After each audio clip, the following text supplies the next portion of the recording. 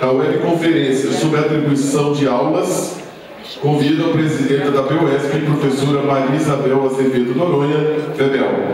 Esta webconferência ela vai tratar do processo de atribuição de aulas este ano, os encaminhamentos que a diretoria tem e que também serão objeto de debate nessa reunião. E é claro, e também é importante ressaltar que eu precisava até informar que nós tivemos uma representação na CNPE, Confederação Nacional dos Trabalhadores de Educação. O professor Sufaneide ainda não está aí, mas o Antônio Jovem está, ele pode confirmar o que eu estou dizendo. Aquele encaminhamento que nós tiramos com relação ao CREF, que é a carteira para os professores de educação física, que tivesse um movimento nacional, né, de todas as entidades, para a gente reverter essa situação, porque não é justo os professores pagarem R$400 para poderem assumir suas aulas, posto que passaram no concurso público, né? Então, isso foi tratado lá, haverá esse movimento nacional. Ontem conversei com o professor Leão, que é presidente da Confederação Nacional dos Trabalhadores em Educação, e ele então disse que vai estar levando esse assunto para o Ministério da Educação, o que eu acho correto, né? Por quê? Porque é algo ligado à educação, é uma carteira que sai para, enfim, profissionais de educação física, né? E o Ministério da Educação, com certeza, deve dar um encaminhamento, porque é inaceitável que para você assumir aulas tenha que pagar R$400, posto que passou em concurso público. Ainda que não, mas isso não deveria existir, porque nós já temos uma lei, se for de associação, nós temos uma lei que é da livre organização sindical. A gente entende que é assim que tem que ser livre e não obrigada. Obrigada. A Secretaria da Educação antecipou a publicação da resolução de atribuição de aulas. Geralmente, essa publicação era feita no final do mês de dezembro e dessa vez eles publicaram no final do mês de novembro. A Secretaria já se estruturou, fez reunião, a coordenadoria com as diretorias de ensino. Isso leva a gente também a se antecipar e preparar o processo mesmo antes do mês de janeiro.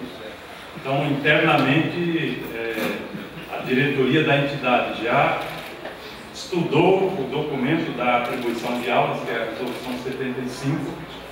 Nós aprofundamos o debate na executiva da PUESP, daí que surgiu a proposta de se fazer esse evento. Nós fizemos, como o Francisco já antecipou, um quadro comparativo entre a resolução 89/2011 e a atual. A resolução número 75 foi publicada agora, revoga a 89. Mas a gente resolveu enfatizar o que é novo nessa resolução para fixar exatamente as coisas que, os assuntos, os artigos, né, que foram alterados. 89, no artigo 3º, no parágrafo 3º, expunha que a participação de professores não efetivos e candidatos à docência no processo de atribuição de classes e aulas está condicionado à aprovação e prova de processo de avaliação segundo critérios estabelecidos pela Secretaria.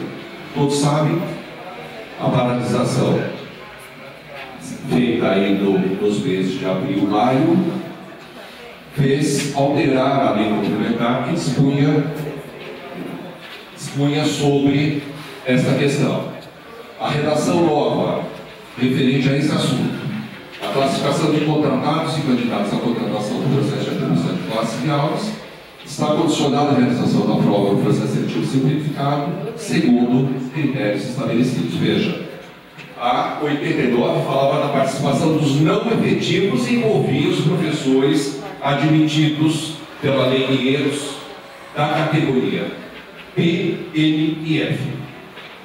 A redação nova, adequada à lei complementar que alterou este assunto, a classificação de contratados e candidatos à contratação. Então, só aqueles que estão regidos pela lei complementar 1093 de 2009 estão obrigados a prestar a prova. Os demais não efetivos das categorias P, N e F, admitidos pela Lei 500, estão desobrigados, então, a partir de agora, da prestação da prova. 89 no parágrafo 4, expunha que o docente readaptado não participa do processo de atribuição de aulas. Uma alteração significativa introduzida pela resolução número 75. Além do readaptado, não participa também do processo de atribuição de aulas aquele que estiver designado no mínimo há um ano, na data base de 30 de junho do ano precedente à da atribuição, para professor coordenador do núcleo pedagógico nas diretorias de ensino. Não participa também, não terá também aulas atribuídas aquele que está afastado há um ano no mínimo, na data base de 30 de julho, nos termos do inciso 1 do artigo 64 da Lei Complementar 444/85, que é o Estatuto do Magistério. O inciso 1 se refere aos nomeados em comissão, professores nomeados em comissão nos órgãos da pasta. Também não terá aulas atribuídas aquele que estiver afastado no mínimo há um ano, na data base de 30 de julho, nos termos do inciso 2 e 4 do artigo 64 da Lei Complementar, ou mediante designação e prolabório para cargo previsto no decreto 57.141. Inciso 2. Professores que estão afastados para exercer atividades correlatas às do magistério, nos órgãos centrais da pasta e no Conselho Estadual de Educação. Todos os professores designados da Coordenadoria de Recursos Humanos, Coordenadoria de Educação Básica, na própria Secretaria, no Conselho Estadual de Educação, são designados nos termos do inciso 2, do artigo 64, e também não terão aulas atribuídas, desde que estejam há um ano, considerada a data base de 30 de junho, afastados.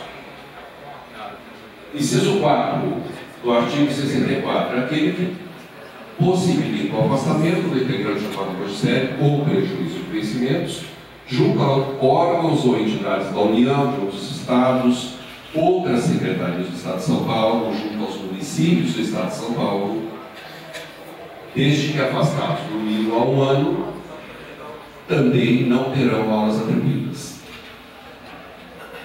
O decreto 57.141 é o decreto que reorganizou a Secretaria da Educação em 2011 e criou cargos. Para esses cargos, a retribuição é feita mediante prolabório e pessoal que também está designado para integrar a nova estrutura da pasta da Secretaria da Educação não terá aulas atribuídas. Aquele que estiver em licença sem vencimentos também não terá aulas atribuídas. E aqui eu só queria fazer um alerta. Vocês sabem que a Secretaria só autoriza afastamento nos termos do artigo 202 nos meses de janeiro e julho, nos meses de férias escolares. Aquele que requereu a licença e foi autorizado agora, no mês de janeiro, ou será autorizado no mês de janeiro, é interessante que ele faça uma declaração para o diretor de escola se ele vai se afastar ou não nos termos do artigo 202. Porque se ele, não é o fato de ter sido autorizado, sido publicado a autorização para ele se afastar, que necessariamente ele terá que se afastar. Publicada a autorização, ele tem 30 dias de prazo para assumir o afastamento.